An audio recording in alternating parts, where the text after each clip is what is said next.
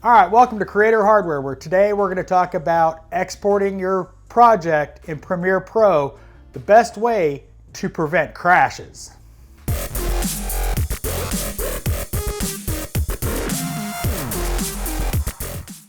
All right, so you've edited your video, you're ready to export. Now this is something I've seen even tutorials online do not mention. The thing about Premiere Pro, like if you have a standalone Premiere Pro subscription, you don't have the rest of the suite, Media Encoder comes with it.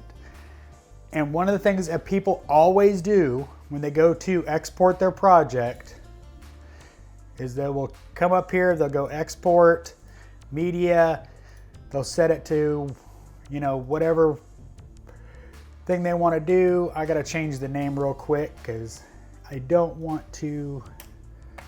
So you've got it all set up. You've worked tons of time trying to get the edit just right.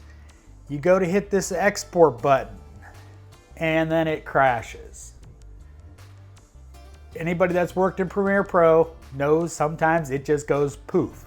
Now obviously always before you go to export, save your file.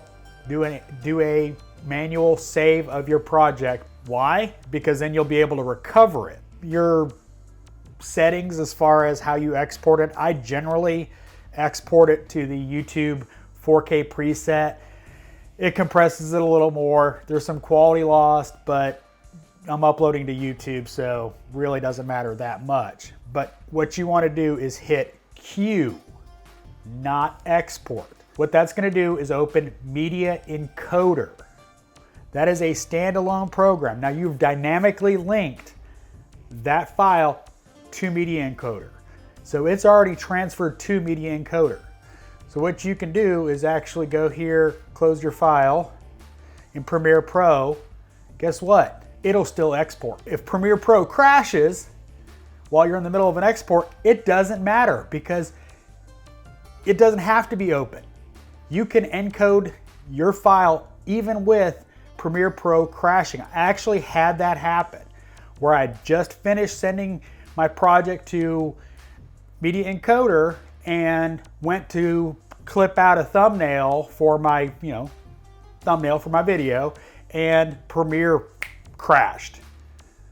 I'm like, oh no, I already sent it to Media Encoder, so it was sitting there happily going along, encoding my project. Like right now I am, encoding that project and Premiere Pro is closed. This is the best way to export your footage.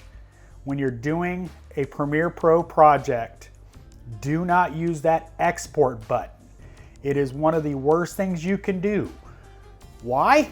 Because if it crashes, chances are you're probably going to have to do at least some of your edit over again. And always, I say that, but I never do it, save your project right before you go to export to make sure your file is as up to date as possible, so in case of a crash. But again, once you've dynamically sent it to Media Encoder, you're done. You can close Premiere Pro and it will go on its merry way without any problem. That's one of the great things about the Adobe Creative Suite, is all of the programs are dynamically linked. So, you're working on the audio for your video, you can just send it over to Premiere Pro. You don't have to actually export it, put it in a file, and then import it into Premiere Pro. You can dynamically send it to Premiere Pro. Same with After Effects, you can send it over. So it makes those programs very unique in the fact that everything's an ecosystem. People talk about Apple ecosystem. Well, Adobe has done a good job with their ecosystem, making them all dynamically linked. So it makes the workflow a little easier for some. I generally don't use most of that dynamic link.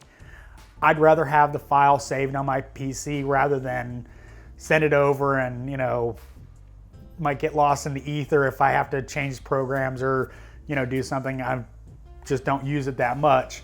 but it does work really well for this kind of stuff as well.